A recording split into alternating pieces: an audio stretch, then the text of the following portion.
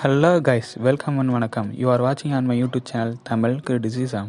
இன்றைக்கி நம்ம பார்க்க போகிற வீடியோ என்னென்னா டார்க் சீசன் எபிசோடு 3 அப்புறம் 4 பற்றி தான் பார்க்க போகிறோம். இந்த 2 எபிசோட்லேயும் நிறைய ஹிட் அண்ட் டீட்டெயில்ஸ், நிறைய சஸ்பென்ஸ், நிறைய ட்விஸ்ட்டு நிறையா இருக்குது.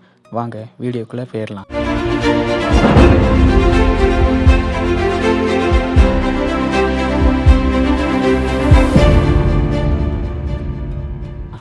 ப்ரீவியஸ் எபிசோடில் மிகல் 1986 இருக்கிற மாதிரி காமிச்சிருப்பாங்க. அதை தொடர்ந்து நம்ம வீடியோவை கண்டினியூ பண்ணிடலாம். இந்த டார்க் வெப் சீரிஸில் நிறைய கேரக்டர் காமிக்கிறனால எல்லாருக்கும் ஒரு நிமிஷம் அப்படிங்கிற மாதிரி தான் சீன் வச்சுருக்காங்க. இப்போ ஒரு நிமிஷம் இன்னொருத்தவங்க பெர்ஃபார்ம் பண்ணுறாங்கன்னா அடுத்த கேரக்டர் அடுத்த ஒரு நிமிஷம் கழிச்சே காமிச்சிடறாங்க. நம்ம அடுத்தடுத்துன்னு எத்தனை வாட்டி சொல்லிகிட்டே போக. ஸோ இப்போ நான் மிகல் அப்படிங்கிற கேரக்டரை எடுத்துக்கிட்டேன்னா அவன் இந்த எபிசோடில் என்னென்னலாம் பெர்ஃபார்ம் பண்ணுறான் அப்படிங்கிறத நான் ஃபுல்லாக சொல்லிடுறேன். அதுக்கப்புறம் வேறு ஏதாச்சும் ஒரு கேரக்டர் இப்போ சார்லட் டாப்பில் இருக்காங்கன்னா அவங்க இந்த எபிசோடில் என்னென்னலாம் பெர்ஃபார்ம் பண்ணுறாங்க அதை ஃபுல்லாக சொல்லிடுறேன். ஆனால் இந்த டார்க் வெப் சீரிஸை பொறுத்த வரைக்கும் எல்லாம் அந்த லாஸ்ட் ஒரு 10 மினிட்ஸ் எல்லாமே ஒரே இடத்துல வர மாதிரி தான் இருக்கும். எல்லா கேரக்டரும் ஒரே இடத்துல சம்மந்தப்படுற மாதிரி தான் இருக்கும். அதை கொஞ்சம் நான் அப்படியே ஸ்டோரி வைஸாக நான் கொஞ்சம் டீட்டெயிலாக எக்ஸ்பிளைன் பண்ண ட்ரை பண்ணுறேன். ஃபர்ஸ்ட் சீனில் 1986 இருக்கிற வீடை தான் வீடுன்னு நினச்சி அதுக்குள்ளே போகிறான். அப்போது ஒரு லேடியாக மேடு அப்படின்னு சொல்லி அழுதுகிட்டு இருக்காங்க. மேடு யாருன்னு தெரியல, ஊல்ட்ரிச்சோட தம்பி தான். அவன் காணாமல் போயிருப்பாங்க சமயத்தில். அவங்கள நினச்சி அழுதுகிட்டு இருக்காங்க. இவங்க ஜேன் நெல்சன், அதாவது ஊல்ட்ரிச்சோட அம்மா. நம்ம மிகல் கொஞ்சம் மெதுவாக அப்படியே உள்ளே வந்துட்டு மாம் அப்படின்னு சொல்கிறான். உடனே இந்த ஜேன் இருந்துட்டு வேகமாக போய் அவங்ககிட்ட போய் கட்டி பிடிச்சிட்டு கொஞ்ச நேரம் தொட்டு பார்க்குறாங்க தன்னுடைய மகன் தானா அப்படின்னு. ஜேன் இருந்துட்டு கொஞ்ச நேரம் கழிச்சு, நீ என் மகன் இல்லையே, நீ யார், என் மகனை பற்றி ஏதோ உனக்கு தெரிஞ்சிருக்கும், அவனை பற்றி ஏதாச்சும் சொல்லு, உனக்கு தான் ஏதாச்சும் தெரிஞ்சிருக்கும்ல, சொல்லுன்னு அவன் சட்டையை பிடிச்சி இழுக்க ஆரம்பிக்கிறாங்க. இவனுக்கு கொஞ்சம் அது வலிக்க ஆரம்பிக்குது. எப்படியும் அந்த ஜேன்ட்ட இருந்து தப்பிச்சு அவன் ஸ்கூலுக்கு போகிறான். ஆக்சுவலாக அது அவன் ஸ்கூல் கிடையாது, 1986 இருக்கிற அந்த ஸ்கூல். அந்த ஸ்கூலுக்கு உள்ளே போய் பார்க்குறான். உள்ளே போகிறதுக்கு முன்னாடி அந்த கதவுலலாம் பார்த்தீங்கன்னா மேடு அப்படின்னு எழுதியிருக்கு. அதாவது மேடு தொலைஞ்சு போயிருக்கான் அப்படிங்கிறத அங்கே ஒட்டி வச்சுருக்காங்க.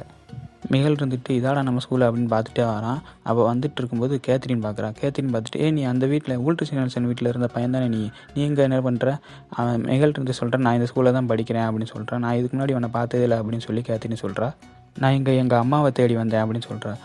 உங்கள் அம்மா யார் அப்படின்னு கேட்க, எங்கள் அம்மா தான் இங்கே இந்த ஸ்கூலுக்கு பிரின்சிபலாக இருக்காங்க அப்படின்னு சொன்னோன்னையும், என்னது இந்த ஸ்கூல் பிரின்சிபல் உங்கள் அம்மாவா? அவளே கொஞ்சம் ஒரு மாதிரி தான், நீ அதில் யாருக்கு பிறந்தியோ அப்படின்னு சொல்லி கொஞ்சம் ரகடாக பேசுகிறான் நம்ம மிகல் நெல்சன்கிட்ட. அதுக்கப்புறம் நீ என்னமோ பண்ணிட்டு போ, எனக்கு அதை பற்றி என்ன பிரச்சனை அப்படின்னு சொல்லிட்டு அங்கேருந்து போயிடுறான். நம்ம மிகலுக்கு என்ன பண்ணுறதுனே தெரில. சரி வேறு என்ன பண்ண, போலீஸ் ஸ்டேஷன் தானே போயான்னு சொல்லிட்டு போலீஸ் ஸ்டேஷனுக்கு போயிடுறான்.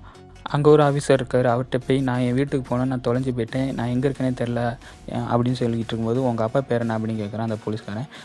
அதுக்கு மிகல் சொல்கிறான், எங்கள் அப்பா பேர் ஊல்ட்ரிச் நெல்சன் அப்படின்னு சொல்கிறான். அவனுக்கு ஒரே ஷாக்காயிருது. ஏன்னா ஊல்ட்ரிச் இப்போ தான் ஸ்கூல் படிச்சுட்ருக்கான். தம்பி என்கிட்ட நீ விளாடாத, உன் மகன் ஏன் இப்படி அடிபட்டுருக்கு, ஊல்ட்ரிச் தான் அவனை அடித்தானா, ஊல்ட்ரிச் தான் அவனை இங்கே அனுப்பிவிட்டு இப்படிலாம் சொல்ல சொன்னானா அப்படின்னு சொல்லி அவன்கிட்ட கேட்டுட்ருக்கான். அதனால் எங்கள் அப்பா பேர் ஊல்ட்ரிச் நெல்சன் தான், நான் அவரோட பிள்ளை தான், என் பேர் மிகல் நெல்சன் அப்படின்னு சொல்கிறான். ஆனால் இந்த போலீஸ்காரன் என்ன நினைக்கானா, ஊல்ட்ரிச் நெல்சன் கொஞ்சம் அடாவடித்தனமான பையங்கிறனால இந்த சின்ன பையனை வச்சு ஏதோ பண்ணிகிட்டு இருக்கான், இவனை வச்சு விளாண்டுக்கிட்டு இருக்கான் அப்படின்னு நினச்சிட்டு, தம்பி உனக்கு ட்ரீட்மெண்ட் பண்ணணும், உடம்புலலாம் நிறைய அடிபட்டுருக்கு அப்படின்னு சொல்லிட்டு ஹாஸ்பிட்டலுக்கு ஃபோன் பண்ணி ஒரு நர்ஸை வரவழைக்கிறான். இந்த போலீஸ்காரனுக்கு கொஞ்சம் வேலை இருக்கனால இவன் கிளம்பி போயிடுறான். இந்த சமயத்தில் மிகல் அங்கே இருக்கிற ஒரு நியூஸ் பேப்பர்லாம் எடுத்து பார்த்துட்டு இருக்கான். அதில் மேன் நெல்சன் அப்படிங்கிற பையன் ஃபாரஸ்ட்குள்ளே காணாம போயிட்டா அப்படின்னு எழுதியிருக்கு. இந்த இதெல்லாம் பார்த்துட்டு இருக்கும்போது ஒரு ஃபோட்டோ அவனை பார்க்குறான். அதாவது ஊல்ட்ரிச் நெல்சனும் மேன் நெல்சனும் இருக்கிற மாதிரி ஒரு ஃபோட்டோ. அதை பார்த்துட்டு இருக்கும்போது ஒரு நர்ஸ் வந்துடுறாங்க. இந்த நர்ஸு இந்த மிகல் நெல்சன் நல்லாவே கவனிச்சிக்கிறாங்க, நல்லாவே ட்ரீட்மெண்ட் பண்ணிக்கிட்டு இருக்காங்க, இவனுக்கு நிறைய அன்பு காட்டிகிட்டு இருக்காங்க. ஆனால் இந்த நர்ஸ் கேட்குற கேள்விக்கெல்லாம் இவன் எதுவுமே பதில் சொல்ல மாட்டேங்கான். நர்ஸு, சரி தம்பி நீ ரெஸ்ட்டுடா அப்படின்னு சொல்லிட்டு போகும்போது மிகல் இருந்துட்டு, நான் ஃப்யூச்சர்லேருந்து வரேன் அப்படின்னு சொல்கிறான். இந்த நர்ஸுக்கு ஒரே பக்குன்னு ஆயிடுது. ஆனால் மிகல் நெல்சன் கிட்ட ஒரு காமிக் புக் இருக்குது, அதில் ஃப்யூச்சர் அப்படிங்கிற பேர் போட்டிருக்கு. சரி இதை பார்த்துட்டு தான் ஏதாவது சொல்லிக்கிட்டு இருக்கான் அப்படின்னு நினச்சிடறாங்க. இன்னும் சின்ன பையன் தானே இப்படி ஏதாச்சும் விளாண்டுட்டு இருப்பான் அப்படின்னு நினச்சிட்டு அங்கேருந்து போயிடுறாங்க. அடுத்த சீனில் புது ஒரு கேரக்டர் காமிக்கிறாங்க. இவங்க பேர் கலுடா. இவங்க யாருன்னா டைட்டன் மேன் ஃபேமிலியை சேர்ந்தவங்க. இவங்க பின்னாடி உட்காந்துருக்காங்க ஒரு சின்ன பொண்ணு. அவங்க யாருன்னா Regina Titan man. Regina Titan man ஒரு ஹோட்டலோட ஓனராக இருப்பாங்க. இவங்களோட அம்மா தான் இந்த கலுடா ரெஜினா டைட்டன் மேனை ஸ்கூலில் விட்டுட்டு அவரோட ஆஃபீஸுக்கு போயிட்டுருக்காங்க. இவங்களோட ஆஃபீஸ் எங்கே இருக்குன்னா, இந்த நியூக்ளியர் பிளான்ட் இருக்குல்ல, அதுதான் அவங்க ஆஃபீஸ். இந்த நியூக்ளியர் பிளான்ட்டோட புது இன்சார்ஜாக இவங்க தான் இருக்காங்க. அவங்க ஆஃபீஸ்க்கு வரும்போது ஒரு க்ளீனர் இருந்துக்கிட்டு, கங்க்ராச்சுலேஷன் கலுடா அப்படின்னு சொல்லி அவங்ககிட்ட கொஞ்சம் நேரம் வளைஞ்சிட்டு இருக்கான். அதுக்கப்புறம் இந்த கலுடாவுக்கு ஒரு கிஃப்ட் ஒன்று கொடுக்கான். கலுடா எப்படியோ இந்த கிளீனரை அப்படியே சமாளித்து அப்படியே ஆஃபீஸ் போகிறாங்க. இப்படி இங்கே போயிட்டு இருக்கும்போது ஒரு லேடி இருந்துட்டு, இந்தாங்க மேம் இதுதான் உங்கள் புது ஃபைல் அப்படின்னு சொல்லிட்டு ஒரு பெரிய ஃபைல் ஒன்று கொடுக்காங்க. அது இல்லாமல் ட்ரோன்டே நெல்சன் உங்களை பார்க்கணும் அப்படின்னு சொல்கிறாங்க. ட்ரோன்டே யாருன்னு தெரியுமில்ல, ஊல்ட்ரிச்சோட அப்பா தான் ட்ரோன்டே.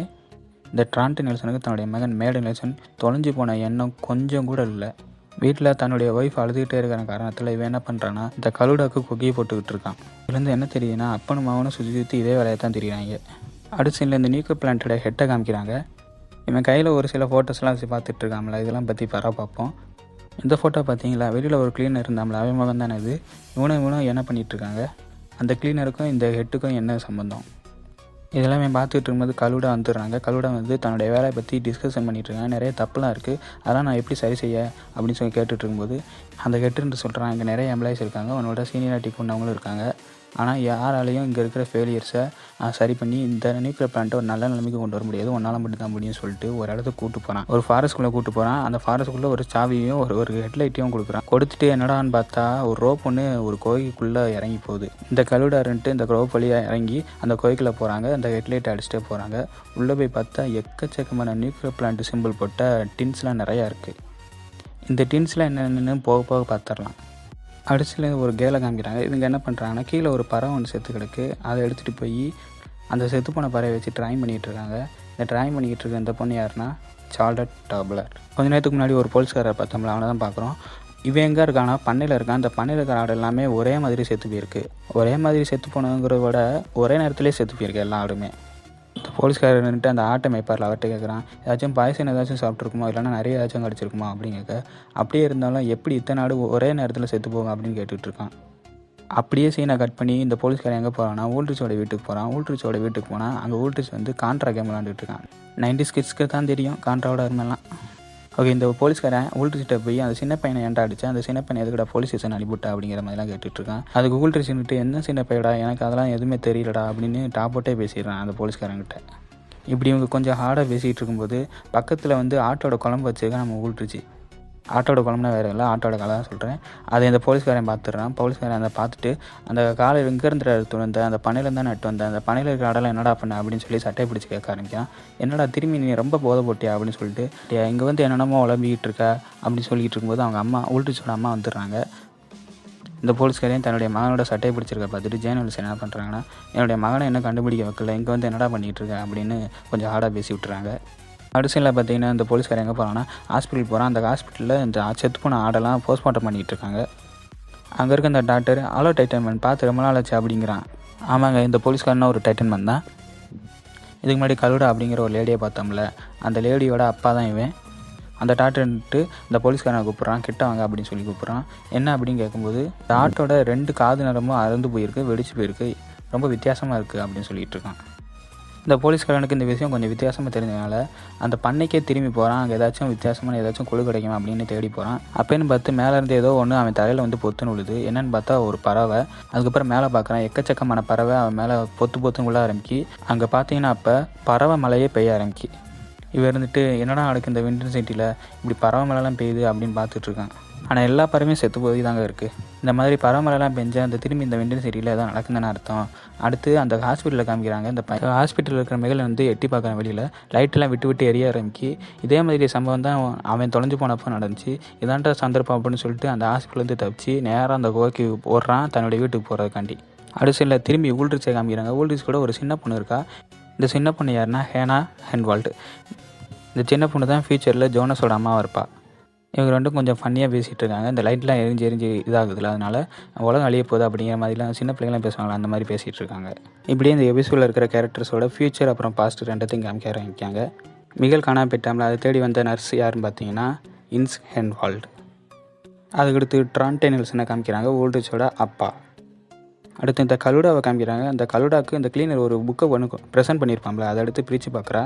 அதில் பார்த்தீங்கன்னா டைம் சம்மந்தமான ஒரு புக்கை ஒன்று ப்ரெசென்ட் பண்ணியிருப்பான். இந்த புக்கை நேர்கனே நீங்கள் 2வது எபிசோடில் பார்த்துருப்பீங்க. 2வது எபிசோடில் இந்த விண்டன் சிட்டிக்கு சம்மந்தமே இல்லாமல் ஒருத்தர் வருவாங்கள, அவங்ககிட்ட இந்த டைம் சம்மந்தமான புக் இருக்கும்.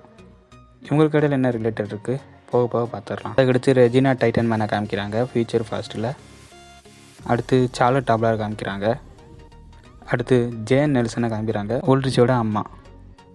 அடுத்து ஊல்ட்ரிச்சையே காமிக்கிறாங்க. ஊல்ட்ரிச் வந்துட்டு திரும்பி இந்த கோய்க்கு வராங்க. கையில் ஒரு கடப்பாரை எடுத்துகிட்டு, எதுக்கு கடப்பாரை எடுத்துகிட்டு வரானா, அந்த கோயோட எண்டிங்கில் ஒரு நியூக்ளியர் சிம்பிள் போட்டு ஒரு கதை இருந்துச்சுல, அதை உடைக்கிறக்காண்டி தான் ஒரு கடப்பாரை நட்டு வரான்.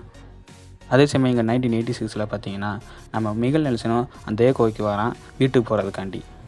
இப்படி மிகல் கையில் ஒரு லைட்டரை வச்சுட்டு வந்துகிட்டு இருக்கும்போது திடீர்னு சரிக்கு விழுந்துடுறான். அவன் காலை பழத்தை அடி விட்டுருது. அதே சமயம் 2060 பார்த்தீங்கன்னா வோல்டேஜ் இருந்துட்டு அந்த கடப்பரை வச்சு அந்த கதவை மங்குன்னு போட்டு அடிச்சுக்கிட்டே இருக்கான். ஆனால் அந்த கதவு சும்மா கின்னு நின்றுட்டு இருக்கு. மிகல் கல்ல அடி கொஞ்சம் பலமாக விழுந்ததுனால அங்கே உட்காந்துட்டு இருக்கான். அப்பேன்னு பார்த்து இந்த வோல்டேஜ் வந்து கதை மங்குன்னு அடிச்சிட்டு இருக்காங்க. அந்த சத்தம் வந்து பார்த்தீங்கன்னா மிகலுக்கு கேட்குது. மிகல் இருந்துட்டு ஹெல்ப் அப்படின்னு கத்த ஆரம்பிக்கிறான். ஆனால் வோல்டேஜ் இருந்துட்டு இங்கிட்டு கதை போட்டு மாங்குன்னு அடிச்சிட்டு இருக்கான். அதனால் அந்த சத்தத்தில் மிகல் கூப்பிட்ற சத்தம் வோல்டேஜ் கேட்கல. அதுக்கப்புறம் வோல்டேஜால் முடியல. அந்த கதவில் கீரல் தான் விழுந்திருக்கே தவிர அந்த கதவை எதுவுமே பண்ண முடியல. இவன் அடிக்கிற சவுண்டு குறைஞ்சதுனால மிகலோட சவுண்டு கேட்குது. உடனே வோல்டேஜ் நின்று மிகல்னு கத்த ஆரம்பிக்கிறான். அதுக்கப்புறம் திரும்பி அந்த கோவைக்குள்ளே ஒரு அமைதி நிலவ ஆரம்பிக்கு. 2 பேரும் கோவையை விட்டு வெளியில் வராங்க. இங்கிட்டு மிகல் நெல்சன் பார்த்தீங்கன்னா 1986 இருக்கான். இந்த பக்கம் வோல்டேஜை பார்த்தீங்கன்னா 2016. 2 பேரும் அந்த குகையோட முனையில் உட்காந்துட்டு இருக்காங்க. அதுவும் ஒரே நேரத்தில் ஒரே டைமில். அடிசியில் பார்த்தீங்கன்னா ஒரு சயின்டிஸ்ட்டாக காமிக்கிறாங்க. இந்த சயின்டிஸ்ட்டை நேர்கனே நீங்கள் 2வது எபிசோட் 1st எபிசோட்லலாம் ஒரு டிவி ஒன்று பார்த்துருப்பீங்க. அதில் பார்த்துருப்பீங்க. இவன் என்னடா பண்ணுறான் அப்படின்னு பார்த்தீங்கன்னா ஒரு மிஷின் ஒன்று கண்டுபிடிச்சிட்டு இருக்கான். இந்த மிஷினை நீங்கள் 2வது எபிசோடில் இந்த விண்டர் சிட்டிக்கே திடீர்னு புதுசாக வந்தாமல ஒருத்தன், அவங்ககிட்ட பார்த்துருப்பீங்க. அந்த மிஷினை இவன் தான் கண்டுபிடிச்சிட்டு இருக்கான். ரொம்ப குழப்பமாக இருக்குல்ல. வாங்க தொடர்ந்து 4வது எபிசோடையும் பார்த்துடலாம். இந்த 4வது எபிசோடு ஸ்டார்டிங்கில் பார்த்தீங்கன்னா இந்த டைம் மிஷின் பற்றியும் டைமை பற்றினா தேரியை யாரோ பேக்ரவுண்ட்லேருந்து சொல்லிகிட்டு இருக்க மாதிரி இருக்கும். டைம் எங்கே ஸ்டார்ட் ஆகுதோ அங்கே தான் முடியும், எங்கே முடியுதோ அங்கே தான் ஸ்டார்ட் ஆகும் அப்படின்னு சொல்லி கொஞ்சம் குழப்பமான தேரியெல்லாம் சொல்லிகிட்டு இருக்கேன். அப்படியே இந்த 4வது எபிசோடில் ஒரு 2 புது கேரக்டரை காமிப்பாங்க. ஆனால் அவங்கள லைட்டாக தான் டீஸ் பண்ணியிருப்பாங்க. ஒருத்தனோட முதுகை காமிச்சிருப்பாங்க, இன்னொருத்தன் பார்த்தீங்கன்னா மரப்பொம்மை செஞ்சுட்டு இருக்க மாதிரி காமிச்சிருப்பாங்க. அரசியலில் பார்த்தீங்கன்னா இந்த தாத்தாவை காமிக்கிறாங்க. தாத்தா யாருன்னு தெரியுங்களா? பீட்டர் டாக்கோட அப்பா தான் இவர் திரும்பியும் டிக் டாக் அப்படின்னு சொல்ல 4வது எபிசோடை அப்படியே டைட்டில் போட்டு ஸ்டார்ட் பண்ணிடுறாங்க. அதுக்கப்புறம் சொல்ல மாட்டேன் இருக்குங்கிற பையனை ஒருத்தன் கொண்டு இழுத்துட்டு வந்தான் பார்த்தீங்களா 2வது எபிசோடில். அவனும் இந்த கருப்பு கலர் கோட்டு தான் போட்டிருந்தான். அவருக்கா இவன் எப்படி இந்த கோயிலேருந்து வரான்? இப்படி கொஸ்டின் மார்க் கேள்வி நிறையா இந்த டார்க் சீசன் 1 நிறைய வச்சுருப்பாங்க. இந்த 4வது எபிசோடு பொறுத்த வரைக்கும் முழுக்க டாப்லர் ஃபேமிலியை சுற்றி தாங்க நடக்கும். ஒரு சில சீன்ஸில் மட்டும்தான் வேறு கேரக்டரில் வருவாங்க. மிச்சபடி இந்த 4வது எபிசோடு முழுக்க டாப்லர் ஃபேமிலியை சுற்றி தான் நடக்கும். அதனால் ஃபஸ்ட்டு ஜோனஸை பற்றி பார்த்துடலாம். இப்போ வந்து 2016 நடக்கிற மாதிரி காமிச்சிருக்காங்க இந்த எபிசோடை. இவன் திரும்பி அந்த மேப்பை தாங்க பார்த்துட்ருக்கேன். அந்த மேப்பில் கிராசிங் அப்படின்னு ஒரு ஏரியா போட்டிருக்கு. அந்த ஏரியாவை தேடி இவன் வந்து ஸ்கூலுக்கு கிளம்புற மாதிரி கிளம்பி அவங்க அம்மாட்ட போய் சொல்லிவிட்டு இந்த கோவைக்கு வரான். இவன் இந்த கோவைக்கு உள்ளே போகும்போது பின்னாடி இருந்து யாரோ இவனை பார்க்குறாங்க. இவனை நீங்கள் 2வது எபிசோடில் பார்த்துருக்கலாம். வின்டர் சிட்டிக்கு புதுசாக வந்தாமல இப்போ கூட ரெஜினா டைட்டன்மேன் ஹோட்டலில் தங்கியிருக்கான். இவன் 2 ஜோனஸை நோட்டை விடுறான். ஜோனஸ் வந்து உள்ளே போகும்போது அவன் டைம் எப்போ உள்ளே போகிறான் அப்படிங்கிற டயத்தெல்லாம் பார்த்துட்டு இருக்கான். ஜோனஸ் இந்த மேப்பை வச்சு அந்த கிராசிங் எங்கே இருக்கா அப்படின்னு சொல்லிட்டு செக் பண்ணிவிட்டு உள்ளே போகிறாங்க. கோவையோட சென்டருக்கு போகிறான். இவன் இந்த கோயிலோட சென்டரில் இருக்கும்போது அந்த மேப்பில் இருக்கிற கிராசிங்கும் இந்த கோயிலையும் ஒரு வித்தியாசத்தை கண்டுபிடிக்கும். அது என்னென்னு பார்த்தீங்கன்னா இந்த கோயிலுக்கு 2 வழி இருக்கும். ஒரு வழி தான் அந்த நியூக்ளியர் பிளான்ட்டோட கதவு இருக்குல்ல அதுக்கு போகிற வழி. இன்னொரு வழி வந்து ஒரு பாறை ஒன்று அடைச்சி வச்சுருக்கு. அதாவது அந்த மேப்பில் 2 வழி இருக்கிற மாதிரி காமிச்சிருப்பாங்க. அதாவது கிராசிங் அப்படிங்கிற மாதிரி காமிச்சிருப்பாங்க. இவன் அந்த மேப்பில் பார்த்துட்டு இங்கிட்டு பார்த்தீங்கன்னா பாறை அடைச்சிருக்கா பார்த்துட்டு ஓசிட் அப்படின்னு சொல்லிட்டு வெளியில் வரான். வெளியில் வந்து அவன் சைக்கிள் எடுக்கும்போது அந்த சைக்கிளை பார்த்தீங்கன்னா சிவப்பு கலரில் ஏதோ ஒரு கயிறு தொங்க விட்டுருக்காங்க. யாரும் அந்த கயிறை தொங்க விட்டான் அப்படின்னு பார்த்துட்ருக்கான். சுற்றி பார்த்துட்ருக்கான். ஆனால் யாருமே இல்லை. அப்படியே அடுத்த சீனில் வோல்டேஜை காமிக்கிறாங்க. வோல்டேஜ் நல்லா தூங்கிட்டு இருக்கான். நேற்று நைட்டு கோவைக்கு போயிட்டு வந்து நல்லா தூங்கிட்டு இருக்கான். இதை வந்து கேத்ரின் பார்த்துட்டு இருக்கான். திடீர்னு வோல்டேஜ் எந்திக்கிறான். நான் எவ்வளோ நேரம் தூங்கிட்டு இருக்கேன் அப்படின்னு கேட்கும். நீ ரொம்ப நேரம் தூங்கிட்டேன் அப்படின்னு சொல்லிட்டு இருக்கும்போது வோல்டேஜ் அங்கேருந்து விறுவிறுன்னு வெளியில் வந்துடுறான். வெளியில் வந்து கருப்பு கலர் கோட்டை போட்டுட்டு கையில் எதையோ வச்சுக்கிட்டு எங்கே வந்து நிற்கிறான் பார்த்தீங்கன்னா நியூக்ளியர் பிளான்ட்டுக்கு எதிர்த்தாப்பில் வந்து நிற்கிறான். அப்படியே அடுத்த சீனில் டாப்லர் ஃபேமிலியை காமிக்கிறாங்க. பீட்டர் இருந்துக்கிட்டு சார்லர்கிட்ட எனக்கு இன்றைக்கி நிறைய ஒர்க் இருக்குது, ஸோ நீ எலிசபெத்தை ஸ்கூலில் விட்டுட்டு நீயே கூப்பிட்டு வந்துடு அப்படின்னு சொல்லிட்டு இருக்காங்க. சார்லட்டும் அதுக்கு சரி அப்படின்னு சொல்லிட்டு இருக்காங்க. ஃப்ரான்சிஸ்கா டாப்லர் எதுக்கு இந்த சின்ன பொண்ணுகிட்ட கத்திட்டு இருக்காங்கன்னா அவளோட லிப்ஸ்டிக்கை இந்த பொண்ணு தான் திருட்டா அப்படிங்கிற மாதிரி சந்தேகத்தில் வந்து இவங்ககிட்ட கத்திட்டு இருக்காங்க. இந்த எலிசபெத்துன்ட்டு சொல்கிறா நான் சின்ன பொண்ணு, நான் எப்படி லிப்ஸ்டிக்லாம் போடுவேன், நான் இதை எடுக்கல அப்படிங்கிற மாதிரி சொல்லிட்டு இருக்காங்க. அடுத்த திரும்பி இந்த தாத்தாவை காமிக்கிறாங்க. தாத்தா இருந்துட்டு இதை நம்ம நிறுத்தி ஆகணும் அப்படின்னு சொல்லிக்கிட்டே இருக்காரு. பீட்டர் இருந்துக்கிட்டு எதை நிறுத்தணும் எதை தடுக்கணும் அப்படின்னு கேட்டுக்கிட்டு இருக்காரு. இந்த தாத்தா பீட்டர்கிட்ட இதெல்லாம் நான் பார்த்துக்கிறேன், நீ ஒன்றும் கவலைப்படாத மகனே அப்படின்னு சொல்லிகிட்டு இருக்காரு. அடுத்த இந்த சார்லட் டாப்ல இருந்துக்கிட்டு ரோட்டோரமாக இருக்கிற வைல்ட் லைஃப் கேமராவிலேருந்து சிப்பை எடுத்துடுறாங்க. அதுக்கப்புறம் இந்த எலிசபெத்தை ஸ்கூலில் விட்டுறாங்க. இந்த எலிசபெத்துக்கு ஒரு பாய் ஃப்ரெண்டு கூட இருக்குது. இந்த சின்ன பையனாலையும் பேச முடியாது, இவங்க 2 ஃப்ரெண்டு நல்லா. அடுத்து இந்த மெலினஸ் நெல்சன் என்ன பண்ணுறான்னா ஃப்ரான்சிஸ்கா டாப்ல தொடர்ந்துக்கிட்டே இருக்கான். அப்படி இப்போ பின்னாடி போய் அதெல்லாம் ஒன்றும் பெருசாலாம் எதுவும் பண்ண மாட்டாங்க, லவ் பண்ணிகிட்டு இருப்பான் அவ்வளோதான். அடுத்து இந்த சார்லட் டாப்லர் இந்த பறவைலாம் செத்து போச்சுல அதெல்லாம் எப்படி செத்து போச்சு அப்படின்னு இந்த டாக்டர் கேட்டுட்டு இருக்காங்க. சார்லட் இருந்துக்கிட்டு இந்த செத்து போன பறவை எல்லாத்தையும் அப்படியே ஒரு மாதிரி வித்தியாசமாக பார்த்துட்ருக்காங்க. இதை பார்த்து அந்த டாக்டர் ஏன் இப்படி பார்த்துட்ருக்கீங்க அப்படின்னு கேட்க, சார்லட் இருந்துக்கிட்டு இந்த மாதிரி நிகழ்வை நான் ஏற்கனவே பார்த்துருக்கேன் அப்படின்னு சொல்கிறாங்க. அதாவது சார்லட் சொல்கிறாங்க, 30 வருஷத்துக்கு முன்னாடி இந்த மாதிரி பறவை செத்து நான் ஏற்கனவே பார்த்துருக்கேன் அப்படின்னு சொல்லிட்டு இருக்காங்க. அப்போன்னு பார்த்து சார்லட்டுக்கு ஒரு ஃபோன் கால் வருது. உடனே போலீஸ் ஸ்டேஷனுக்கு கிளம்பி போயிடுறாங்க. அங்கே ஒரு போலீஸ்காரர் இருந்துக்கிட்டு இந்த மாதிரி இந்த மிகல் நெல்சன் தொலைஞ்சதில் அதுக்கப்புறம் அந்த டெட் பாடி ஒன்று கண்டுபிடிச்சாங்க செத்து போன மாதிரி. அதிலிருந்து ரெட் கலர் மண் ஒன்று கண்டுபிடிச்சிருப்பாங்க, அது செம்மண். அந்த செம்மண் இங்கே இருக்கிற வெண்டர் சிட்டியில் இருக்கிற மண்ணுக்கு எந்த சம்மந்தமும் இல்லை அப்படிங்கிற மாதிரி சார்லட் டாப்லர் கிட்ட அந்த போலீஸ்காரன் சொல்லிட்டு இருப்பான். சார்லட் டாப்லர் வந்துட்டு அதை நான் எப்படியாச்சும் கண்டுபிடிச்சிக்கிறேன், நீங்கள் மித்த இருக்கிற எவிடன்ஸ் எல்லாம் ஏதாச்சும் கிடைக்குதான் ட்ரை பண்ணிக்கிட்டே இருங்க அப்படின்னு சொல்லிட்டு தன்னுடைய ரூமுக்கு வராங்க. அவங்க ரோட்டாரமாக இருந்த வயலட் கேமில் இருந்து ஒரு சிப்பை ஒன்று எடுத்தாங்களே, ஒரு மெமரி கார்டு ஒன்று எடுத்தாங்களே, அதை அவங்க சிஸ்டமில் போடுறாங்க. அவங்க என்ன பண்ணுறாங்கன்னா, மிகல் நெல்சன் தொலைஞ்சி போயிருப்போம்ல ஒரு டயத்தில், அந்த டயத்தையும் இந்த கேமராவில் அந்த காரில் நிறைய வந்துகிட்டு இருக்கோம்ல அந்த டயத்தையும் மேட்ச் பண்ணி பார்க்குறாங்க. அப்போ ஒரு காரு இந்த மிகல் நெல்சன் தொலைஞ்சி போன டயத்தில் அந்த ஃபாரஸ்ட்லேருந்து கிராஸ் ஆகி போகுது. அந்த காரோட நம்பர் பிளேட்டை இவங்க என்ன பண்ணுறாங்கன்னா பிரிண்ட் அவுட் எடுக்காங்க. அப்போன்னு பார்த்து இதுக்கு முன்னாடி ஒரு போலீஸ்காரன் பார்த்தோம்ல, அவன் திரும்பி உள்ள வந்து இந்த கேஸை பற்றி பேசிகிட்டு இருக்கான். அப்போன்னு பார்த்து இவங்க பிரிண்ட் அவுட் எடுத்தாங்களே, அந்த காரோட ஃபோட்டோ அந்த பிரிண்ட் அவுட் மிஷினுக்கு வெளியில் வந்து நிற்கிது. அந்த போலீஸ் ஆஃபீஸர் அந்த பிரிண்ட் அவுட் எடுக்க வராங்க. உடனே சார்லட் டாப்லர் அதை வேமா எடுத்துகிட்டு வந்து ஒரு ஃபைலுக்குள்ளே வச்சுறாங்க. உடனே சார்லட் டாப்லர் அந்த போலீஸ் ஆஃபீஸரை ஏதாவது சொல்லி சமாளித்து வெளியில் பற்றி விட்டுறாங்க. இந்த காரோட நம்பர் பிளேட்டு அந்த வேறு யாருக்கும் தெரியக்கூடாது நினைக்காங்கன்னா, அது அவங்களுக்கு ரொம்பவும் பழகப்பட்ட ஒரு நம்பர் பிளேட்டு. அந்த கார் வந்து வேறு யாருடைய காரும் கிடையாது, பீட்டர் டாப்லரோட கார் தான். பீட்டர் டாப்லர் இருந்துட்டு அவரோட காரை திறக்க வராரு. அப்போன்னு பார்த்து இந்த கால் மீதிலாம் வச்சுருப்பாங்களே, அந்த கால் மீதியில் பார்த்தீங்கன்னா செம்மண் இருக்குது. அதை வந்து வேகமாக அவசரமாக தட்டி விட்டுருக்காரு. அப்போன்னு பார்த்து ஒரு ஃபோன் வருது. யார்கிட்ட இருந்து பார்த்தீங்கன்னா சார்லட் டாப்லர் தான் ஃபோன் போடுறாங்க. சார்லட் டாப்லர் சொல்கிறாங்க, அன்றைக்கி நைட்டு எனக்கு நீங்கள் ஃபோன் போட்டிங்களே, மிகல் தொலைஞ்ச நைட்டு, அது ஏதோ சொல்லணும்னு ஃபோன் போட்டிங்களே, என்ன சொல்ல வந்தீங்க அப்படின்னு கேட்குறாங்க. அதுக்கு பீட்டர் டாப்லர், அதெல்லாம் என்ன சொல்ல வந்தேன்னு மறந்து போச்சே, என்ன ஏதோ சொல்ல வந்தேன் ஆனால் மறந்து போச்சு அப்படின்னு சொல்லிட்டு ஏதோ சமாளிக்காரு. சரி ஓகே, மிகல் நெல்சன் தொலைஞ்சு போனாமல் அன்றைக்கி நைட்டு நீங்கள் என்ன பண்ணீங்க அப்படின்னு கேட்டுக்கிட்டு இருக்காங்க. அதுக்கு பீட்டர் இருந்துட்டு, நான் ஒரு பேஷண்ட்டை பார்க்கறதுக்கு இந்த சிட்டிக்கு வெளியில் போயிட்டேன் அப்படின்னு சொல்கிறாங்க. பீட்டர் டாப்லர் பேசினால கொஞ்சம் நடுக்கம் தெரிஞ்சதுனால ஃபோனை கட் பண்ணிவிட்டு, இவங்க ஒரு பேஷண்ட்டை பார்க்க போனேன்னு சொன்னாங்களே, அந்த பேஷண்ட்டை பார்க்க நம்ம சார்லட் டாப்லர் கிளம்பி போயிடுறாங்க. அவங்க ஒரு வேனோட கதவு தட்டுறாங்க. ஒரு லேடி வராங்க. சார்லட் டாப்லர் வந்துட்டு, நான் வந்து ஒரு போலீஸ், அது இல்லாமல் நான் பீட்டர் டாப்லரோட ஒய்ஃப் அப்படின்னு சொல்கிறாங்க. ஓ அப்படியா, உனக்கு என்ன வேணும் அப்படின்னு அந்த லேடி கேட்குறாங்க. சார்லட் டாப்லர் வந்துட்டு, என் ஹஸ்பண்ட் லாஸ்ட்டாக உன்னை பார்க்குறதுக்கு எப்போ வந்தார் அப்படின்னு கேட்குறாங்க. ஏன் உங்கள் ஹஸ்பண்ட் மேலே ஏதாச்சும் சந்தேகப்படுறியா அப்படின்னு சொல்லி கொஞ்சம் தேவையில்லாமல் பேசிகிட்டு இருக்காங்க. சார்லட் டாப்லர், எப்போ வந்தாரா இல்லையா அதை மட்டும் சொல்லு அப்படின்னு சொன்னோன்னையும், அவர் லாஸ்ட்டாக என்னை பேஷண்ட்டாக பார்க்குறதுக்கு 1 வருஷத்துக்கு முன்னாடி வந்தார் அப்படின்னு அந்த லேடி சொல்கிறாங்க. இதை கேட்டோன்னையும் நம்ம சார்லட் டாப்லருக்கு கொஞ்சம் ஷாக் ஆயிடுது. ஏன் பீட்டர் நம்மக்கிட்ட போய் சொன்னார் அப்படின்னு யோசிக்க ஆரம்பிக்கிறாங்க. அடுத்த இந்த டாப்லர் ஃபேமிலிக்குன்னு ஒரு ஃபாரஸ்ட் ஹவுஸ் இருக்குது. நம்ம சார்லட் டாப்லர்ன்ட்டு என்ன பண்ணுறாங்கன்னா, அந்த ஃபாரஸ்ட் ஹவுஸுக்கு போகிறாங்க. அந்த ஃபாரஸ்ட் ஹவுஸ்கிட்ட ஒரு மண் வித்தியாசமாக இருக்குது. அது வேறு எதுவும் இல்லை, செம்மண் தான் வித்தியாசமாக இருக்குது. அந்த ஃபாரஸ்ட் ஹவுஸை சுற்றி இருக்கிற எல்லா மண்ணும் வேறு மாதிரி இருக்குது. இந்த செம்மண் மட்டும் அங்கே தனியாக தெரியுது. இதை சார்லட் டாப்லர் தொட்டு பார்த்துட்டு இருக்கும்போது ஒரு ஃபோன் கால் வருது. யார்கிட்ட இருந்தாலும் அந்த டாக்டர்கிட்ட இருந்தால் வருது. இந்த பறவையெல்லாம் வித்தியாசமாக செத்து போயிருக்கு. அந்த டாக்டர் சொல்கிறாங்க, இந்த பறவையெல்லாம் மேக்னெட்டிக் வேவ்ஸ் அதனால் செத்து போயிருக்கு. அதுவும் இல்லாமல் ரேடியேஷன் எல்லாமே கிட்டத்தட்ட ஒரே லெவலில் தான் இருந்திருக்கு. ஆனால் இருந்தாலும் இந்த பறவையெல்லாம் வித்தியாசமாக செத்து போயிருக்கு அப்படின்னு சொல்லிட்டு இருக்காங்க. அரிசியில் பார்த்தீங்கன்னா இந்த எலிசபெத் இருக்காங்களே, அவங்க வந்து அவங்களோட ஃப்ரெண்டோட விளாண்டுக்கிட்டு இருக்காங்க. அப்போன்னு பார்த்து ஒரு லேடி வராங்க. அந்த லேடி வந்து அந்த சின்ன பையனை பிக்கப் பண்ண வந்திருப்பாங்க. அந்த லேடி எலிசபெத் உங்கள் அம்மா இன்னும் வரலையா அப்படின்னு கேட்குறாங்க. எங்கள் அம்மா வந்துருவாங்க, நான் வேணா உன்னை பிக்கப் பண்ணிக்கூட அப்படின்னு லேடி கேட்க, இல்லை எங்கள் அம்மா போலீஸ் ஆஃபீஸர் வேகமாக வந்துருவாங்க, நாங்கள் இல்லைன்னா அவங்க கொஞ்சம் கவலைப்படுவாங்க அப்படின்னு சொன்னோனையும் சரி அப்படின்னு சொல்லிட்டு அந்த லேடி கிளம்பி போயிடுறாங்க. அடுத்த திரும்பி சார்லட் டாப்லர் கிளம்பிடுறாங்க. இவங்க வந்து அந்த ஹவுஸை திறந்து உள்ளே போய் அங்கே ஒரு பேஸ்மெண்ட் இருக்குது, அதுக்குள்ளே போகிறாங்க. பேஸ்மெண்ட்டில் பார்த்தீங்கன்னா எதுவுமே இல்லை. அப்போன்னு பார்த்து திரும்பி இன்னொரு ஃபோன் கால் வருது. அந்த ஃபோன் காலை அட்டன் பண்ணிவிட்டு அவங்க ஒரு வேலையாக வேறு ஒரு இடத்துக்கு போகிறாங்க. திரும்பி நம்ம பீட்டர் டாப்லருக்கு ஃபோன் போட்டு, வேலை விஷயமா நான் கொஞ்சம் வெளியில் போகிறேன், அதனால் நீங்கள் வந்து எலிசபெத்தை போய் பிக்கப் பண்ணிக்கோங்க அப்படின்னு சொல்கிறாங்க. பீட்டரும் ஓகே அப்படின்னு சொல்லிட்டு ஃபோனை கட் பண்ண வரும்போது சார்லட் டாப்லர் வெயிட், பீட்டர் என்ன அப்படின்னு கேட்க, நீங்கள் 1 வருஷத்துக்கு முன்னாடி எனக்கு ஒரு சத்தியம் பண்ணி கொடுத்தீங்க ஞாபகம் இருக்கா அப்படின்னு கேட்குறாங்க. சார்லட், நீ என்ன பேசுகிற, எனக்கு ஒன்றும் புரியல அப்படின்னு சொல்லிட்டு இருக்கும்போது, நீங்கள் 1 வருஷத்துக்கு முன்னாடி என்கிட்ட பொய்யே சொல்ல மாட்டீங்க அப்படின்னு ஒரு சத்தியம் பண்ணி கொடுத்தீங்க ஞாபகம் இருக்கா அப்படின்னு கேட்டுட்டு இருக்கும்போது, பீட்டர் லேட் ஆச்சு, பொண்ணு வெயிட் பண்ணிகிட்டு இருப்பா அப்படின்னு சொல்லி மலிப்பிட்டு ஃபோனை கட் பண்ணிட்டு தன்னுடைய பொண்ணை பிக்கப் பண்ணிட்டுருக்காங்க. அங்கேருந்து போயிடுறாரு. திரும்பி இந்த எலிசபெத் அப்படிங்கிற இந்த கேலை காமிக்கிறாங்க. இவங்க வந்து பார்த்தீங்கன்னா அவங்க அக்காட்டு இருந்த அட்டையை போட்டு லிப்ஸ்டிக்கை தன்னோட உதவியில் தடவிட்டு அங்கேருந்து கிளம்பி போகிறாங்க. எவ்வளோதான் வெயிட் பண்ணி பார்ப்பாங்க அவங்க அம்மாவுக்கு அப்படின்னு சொல்லிட்டு கிளம்பி போகிறாங்க.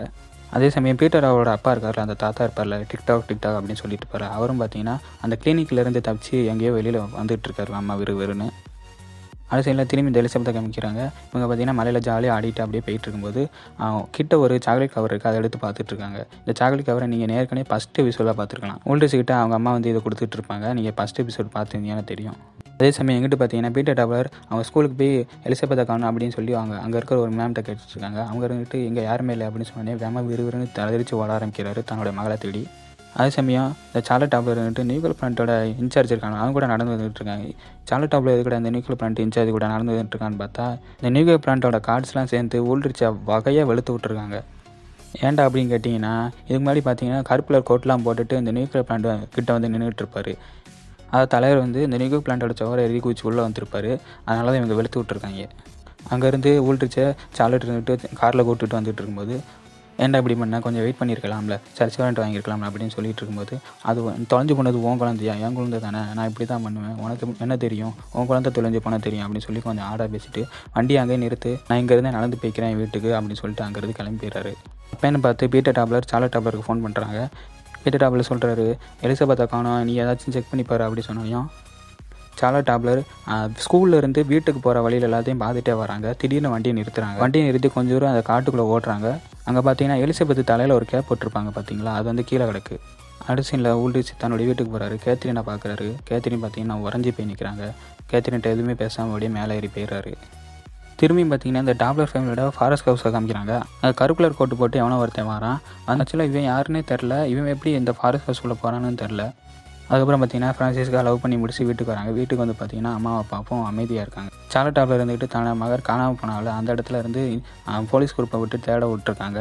இந்த போலீஸ் குரூப் வந்துட்டு எலிசபெத்து காணாமல் போனாங்களா அந்த இடத்துலேருந்து தேட ஆரம்பிக்கிறாங்க. அப்பன்னு பார்த்து இந்த தாத்தா வேகமாக வராரு. ஏதோ சொல்லிட்டே வர, என்ன சொல்லிட்டாருன்னா, அவனை நான் தடுத்து நிறுத்த போகிறேன் அப்படின்னு சொல்லிட்டு ஓடி வராரு. அடுத்த சைடில் இந்த எலிசபெத்துங்கிற இந்த சின்ன பொண்ணு வீட்டுக்கு வந்துடுறான். அதை பார்த்தோன்னே சார்லட் ரொம்ப சந்தோஷமாக அவங்க கட்டி பிடிச்சிக்கிறாங்க. சார்லட் வந்துட்டு எலிசபெத்து கேட்காங்க எப்படி வந்தா அப்படின்னு கேட்டுக்கிட்டு இருக்கும்போது ஒரு வாட்ச் வேணா கையில் நிட்டுறா அந்த எலிசபெத்து. அதை பார்த்தோன்னே யார்ட்டு இதை வாங்கிட்டு வந்தா, நீ எப்படி இங்கே வந்த அப்படின்னு கேட்டுட்டு இருக்காங்க. அதுக்கு எலிசபெத் இருந்துக்கிட்டு நோவா அப்படிங்கிற ஒரு ஆள் தான் என்னை இங்கே வந்து இறக்கி விட்டாரு அப்படின்னு சொல்லிட்டு நோவா தான் இதை உங்ககிட்ட கொடுக்க சொன்னார், இதை நீங்கள் தான் யூஸ் பண்ணணும் அப்படின்னு சொல்லிட்டு இருந்தா. அப்பன்னு பார்த்து ஃப்ரான்சிஸ்கா வேமா வந்து தன்னுடைய தங்கையை கட்டி பிடிச்சிக்கிறாங்க. அவங்க வாயை பார்க்குறாங்க. லிப்ஸ்டிக் போட்டிருக்க பார்த்துட்டு இனிமேல் என் பொருளை கை வைக்காது அப்படின்னு சொல்லி ஒரு அடி அடிச்சுட்டு போயிடுறாங்க. அப்பன்னு பார்த்து பீட்டருக்கு ஒரு ஃபோன் வருது. அது வேறு யாரும் இல்லை, அவங்க அப்பா காட்டுக்கு நடுவில் இருக்கதா அந்த போலீஸ் குரூப்லாம் இருக்காங்களா, அவங்க வந்து ஃபோன் போட்டு சொல்லிட்டு இருக்காங்க. சார்லட் அதை கேட்டுக்கிட்டே அந்த வாட்சை பார்க்காங்க. அந்த வாட்சில் பார்த்தீங்கன்னா சார்லட் டாப்லர் அப்படின்னு சொல்லி பேர் எழுதியிருக்கு. அரசியலில் பார்த்தீங்கன்னா இந்த வின்டன் சிட்டிக்கே சம்மந்தம் இல்லாமல் ஒருத்தன் வந்தாமல் அவன் வந்து பார்த்தீங்கன்னா ஜோனஸோட ரூமில் இருக்கான். ஜோனஸ் நல்லா படுத்து தூங்கிட்டு இருக்கான். ஜோனஸோட ட்ராயரை திறந்து அதில் இருக்கிற மேப் எடுத்து அதில் ஏதோ எழுதி வச்சுட்டு திரும்பி அந்த மேப்பை அதே இடத்துல வச்சுட்டு அங்கேருந்து போயிடுறான். அரசியலில் பார்த்தீங்கன்னா திரும்பி இந்த பீட்டர் டாப்லரோட அப்பாவை அந்த கிளினிக்லேயே வச்சுருக்காங்க. ஒரு நர்ஸை வந்து அவங்களுக்கு மருந்து போடும்போது அவங்க நர்ஸு அவளை கையை பிடிச்சி வேமா இழுக்கிறாரு. இழுத்துட்டு நான் நிப்பாட்டினா அப்படின்னு சொல்லிட்டு இருக்கும்போது அந்த நர்ஸு கேட்குறாங்க, யாரை நிப்பாட்ட போகிறீங்க அப்படின்னு கேட்கும்போது நோவா அப்படின்னு சொல்கிறாங்க. அரசியலில் பார்த்தீங்கன்னா ஒரு சின்ன பையனை காமிக்கிறாங்க. இந்த பையன் யாருன்னா எலிசபெத்தோட ஃப்ரெண்டு. முன்னாடி சொன்ன மாதிரி இந்த பையனுக்கும் வாய் பேச முடியாது. இவருன்ட்டு சொல்கிறான், எங்கள் அம்மாவுக்கு நான் இன்னும் சின்ன பையனே நினைப்பேன், நான் என்னால் தனியாக ஸ்கூலுக்கு போயிட்டு வர முடியும் அப்படின்னு சொல்லிட்டு நடந்து வந்துட்டு இருக்கும்போது நடுவில் பார்த்தீங்கன்னா ஒரு மரபம் இருக்குது. அதை எடுத்து கையில் வச்சு விளாண்டுக்கிட்டு இருக்கான். அப்போன்னு பார்த்து ஒருத்தன் கருப்பு கலர் கோட்டு போட்டு வந்து நின்று உன்னை நோவா கூப்பிட்றாரு அப்படின்னு சொல்லிட்டு அப்படியே அந்த 4வது எபிசோடையும் முடிச்சிடுறாங்க. இந்த எபிசோடில் பார்த்தீங்கன்னா ஒரு சில மைனர் டீட்டெயில்ஸ்லாம் கொடுத்துருக்காங்க. அது என்னென்னு உங்களுக்கு சொல்கிறேன். இந்த எபிசோட ஃபஸ்ட்டு பார்த்தீங்கன்னா ஒருத்தனோட முதுகு காமிச்சிருப்பாங்க.